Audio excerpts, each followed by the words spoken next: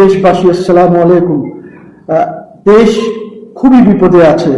নাই গ্যাস, নাই পানি, নাই বিদ্যুৎ।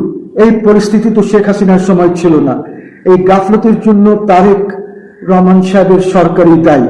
যে বিদ্যুৎ মন্ত্রীকে খালেদা জিয়া অপসারণ করেছিল, সে বিদ্যুৎ মন্ত্রীকে আবার এখানে বসানো হয়েছে।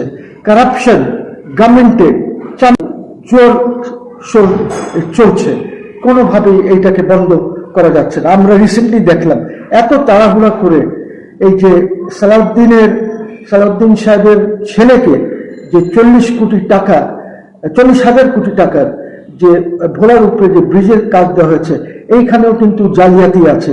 ওই কোম্পানি যেটার মালিক স্ট্যালিয়ন, যেটার মালিক সে বলছে, এর মধ্যে যারা ছিল আগে, যারা অ্যাকচুয়ালি এই কোম্পানি করেছিল, এটা সালাউদ্দিনের ছেলে করে নাই, যারা কোম্পানি করেছিল ওদেরকে বাদ দিয়ে she has taken over this company.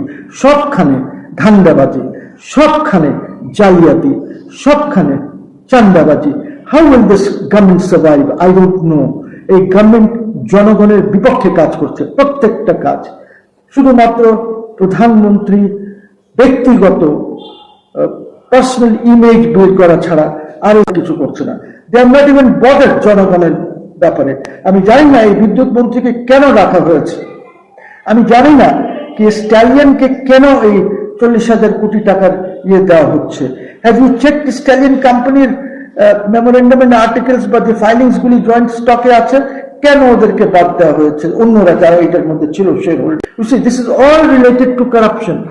This is all related to corruption.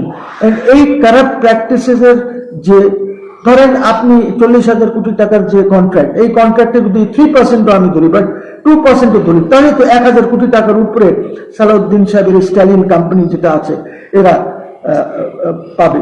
তো এইগুলি নেপোটিজম না? What is this? শেখ হাসিনাকে আপনারা গালাগালি করেন, সবকিছু করেন, কিন্তু শেখ হাসিনার নেপোটিজমের তো এটা অনেক বড় নেপোটিজম, যেটা এখন আমরা যেটা দেখছি, যেটা সামনে আসতেছে। বন্ধুগণ, এই সরকারকে আমি আগেও বলেছিলাম, আপনাদের এই ক্যাবিনেট ডেপথ নাই, বিকজ আপনাদের কাছে লোক নাই।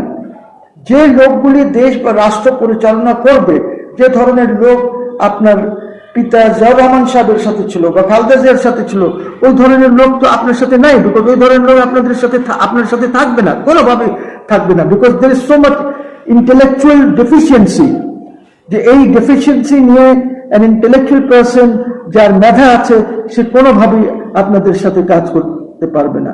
My hats off to Rashid Titumir. He's an intellectual. I hope he will do something better for the country. কিন্তু আমি জানি না আপনারা করতে দেবেন কিনা। আমি খুবই নিরাশ এই সরকারের 6 মাসের কার্যক্রম। This must be corrected. এটা যদি কারেক্ট না হয়, বিকজ শেখ হাসিনার ভয়ে পাগল হয়ে গেছে সরকার আর government. Please get out of this Sheikh Hasina phobia and govern the country.